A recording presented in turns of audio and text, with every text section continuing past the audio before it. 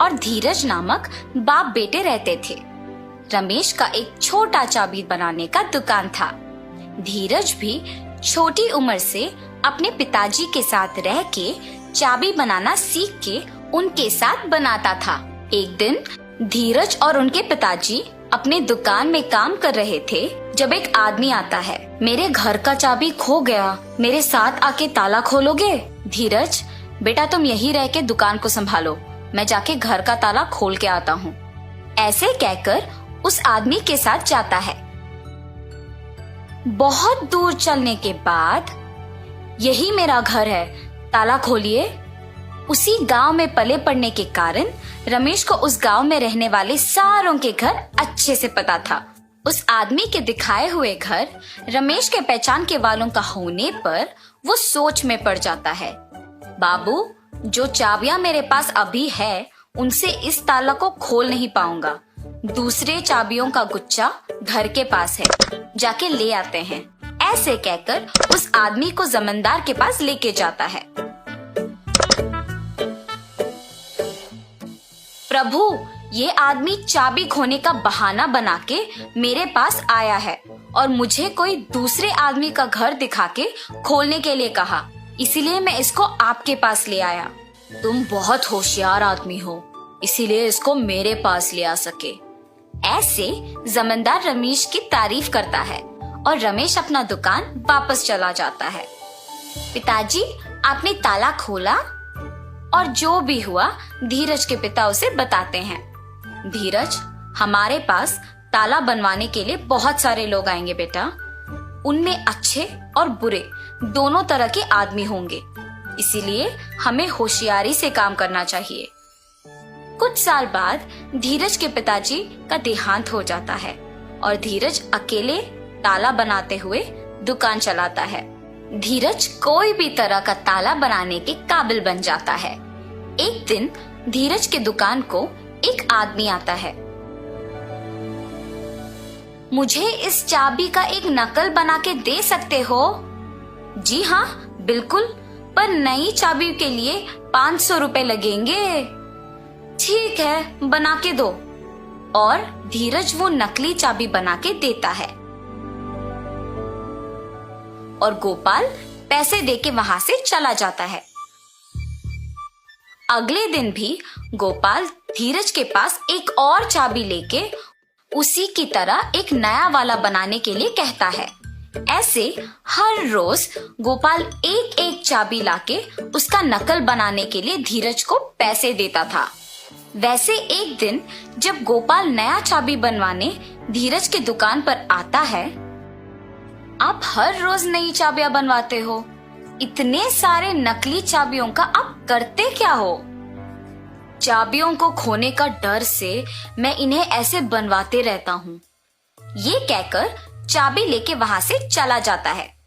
एक दिन जमींदार के पास उनके कुछ प्रजा आते हैं। प्रभु, अलमारी का ताला वैसे का वैसा ही है, मगर उसके अंदर का सोना और पैसे गायब हो गए।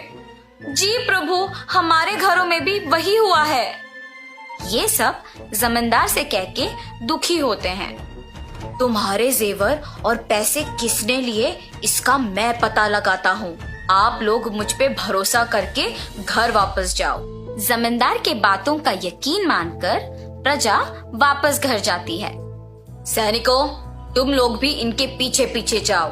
थोड़े दिन इन सब पे नजर रखो, किसी दिन तो वो चोर पकड़ा जाएगा। जी प्रभु। सैनिकों ने जमींदार का कहा किया और सब पे नजर रखे रहे। उन्होंने ये देखा कि सारे लोगों के पास एक ही आदमी काम करता था। हम सबको इस आदमी पे अच्छे से नजर रखना होगा। सही कहा तुमने, सबके पास एक ही आदमी काम कर रहा है। इसको खोए हुए जेवर और पैसों के बारे में जरूर कुछ पता होगा। एक दिन ऐसे ही वो आदमी एक और नकली चाबी बनवाने धीरज के दुकान को जाता है और उसके पीछे ही जमींदार के सैनिक भी जाते हैं। इसका नकली चाबी बना के दोगे? ठीक है, थोड़ी देर इंतजार कीजिए, बना के देता हूँ। धीरज चाबी को बनाते हुए सोच में पड़ जाता है।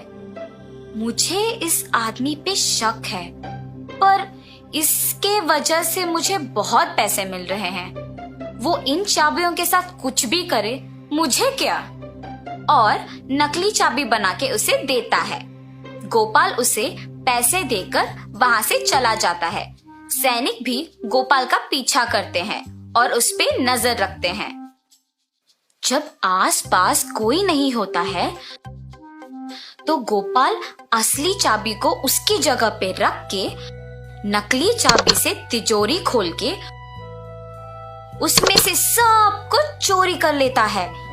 और ये देखते ही सैनिक उसे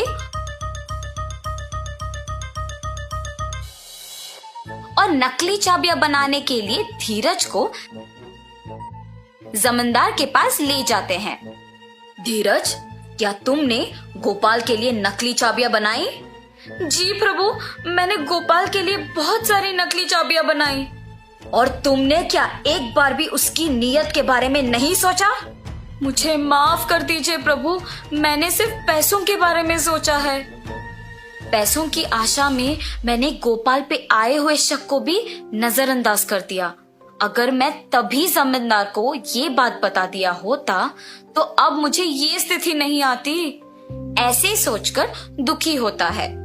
गोपाल, जिस घर में काम करते हो उसी घर में चोरी करने पर शर्म नहीं आई? मुझे माफ कर दीजिए प्रभु, मुझे मेरी गलती का एहसास हुआ है। आइंदा ऐसे कभी नहीं होगा। धीरज और गोपाल को उनकी गलतियों का एहसास होने पर जमींदार उन्हें माफ कर देता है। ठीक है, अब से तुम दोनों ईमानदारी से काम करोगे। जी प्रभु, अब से मैं पैसों की आशा के लिए गलत रास्ता नहीं पकड़ूंगा और अपना काम इज्जत से करूंगा। अब से मैं किसी को भी धोखा नहीं दूंगा और ईमानदारी से काम करूंगा। ऐसे धीरज और गोपाल अपने अपने काम इज्जत और ईमानदारी से करते हुए खुश रहते हैं। तो इस कहानी का नैतिक क्या है बच्चों? किसी को गलती करते हुए देखना उतना ही गलत है जितना खुद गलती करना हो।